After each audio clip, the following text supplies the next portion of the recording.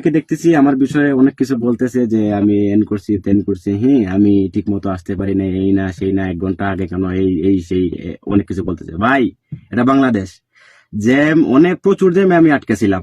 আটকানোর পরে আমি কি করছি যে ঢাকা এই ব্রাহ্মণবাড়িয়া বিশ্ব রোড থেকে আমি প্রাইভেট কার নিছি, 4,000 টাকা আমার কাছ থেকে ভাড়া নিছে।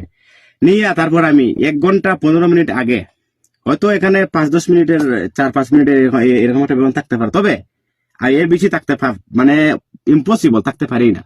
তো আমি এয়ারপোর্ট যে কর্মকর্তা আছে তারা আমি বলছি আপনারা সিসি ক্যামেরা ফুটেজ দেখেন, সমস্যা নাই, ফুটেজ দেখা আপনারা আমার মালটা নেন।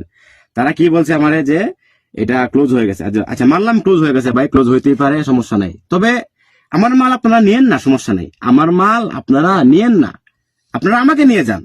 আপনারা তো অনেক শিক্ষিত লোক, জ্ঞানী লোক, আমি যেহেতু একজন প্রবাসী, আপনারা তো ভাবেন প্রবাসীরা মূর্খ, আমি মূর্খ, সমস্যা নাই। তাহলে এই শিক্ষিত লোকের কি দায়িত্ব ছিল না একটা মূর্খ লোকরে বুঝাইতো যে সমস্যা নাই, তোমার মাল আমরা নিমু না, তবে তুমি যেতে পারবা?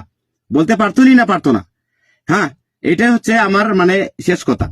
যাই হোক, এটা তো আপনাদেরকে আমি বললাম, কিন্তু অনেক ভাইয়েরা আমার বিরুদ্ধে যাইয়া অনেক কিছু বলতেছে যে এর না তেন না, আমার শাস্তি দেওয়া হইতো, অন্য কোনো এয়ারপোর্ট হইলে শাস্তি দেওয়া হইতো। ভাই অন্য কোনো এয়ারপোর্ট হইলে জাস্ট এই কথাটা বলতে, ভাই আপনার সামান রেখে যান, আপনার সামান রেখে যান, আপনি চলে যান, সমস্যা নাই, আরো 1 ঘন্টা আছে, ঠিক আছে, আরো 1 ঘন্টা 10 মিনিট আছে, আপনি যান, সমস্যা নাই, আপনার মাল রেখে যান, আমি চলে যেতাম। তাহলে তো আর এইরকম একটা গন্ডগোল আসে না, তাই না?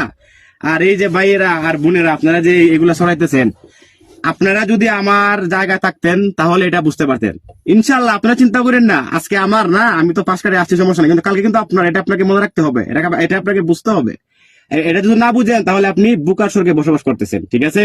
সমস্যা নেই ভাইয়া, আপনারা যা কিছু মন চায়, যা মন চায় আপনারা দালালি করেন, আপনারা যা কিছু মন চায় মিথ্যা চান, তাতে আমার কোনো আপত্তি নাই। তবে আমার একটাই রিকোয়েস্ট সবার প্রতি, যে আমার যে সিসি ক্যামেরা, এয়ারপোর্টের ভিতরে যে সিসি ক্যামেরাটা আছে, এইটার যে ফুটেজ আছে, এটা আমাকে তারা দেখা, সমস্যা কি? আমার যদি ভুল হয় আমি আপনাদের কাছে ক্ষমা প্রার্থী, সমস্যা নাই, তারা আমার এই সিসি ক্যামেরা ফুটেজ দেখা, সমস্যা কি? তারা তো এটা দেখাইতেও রাজি না।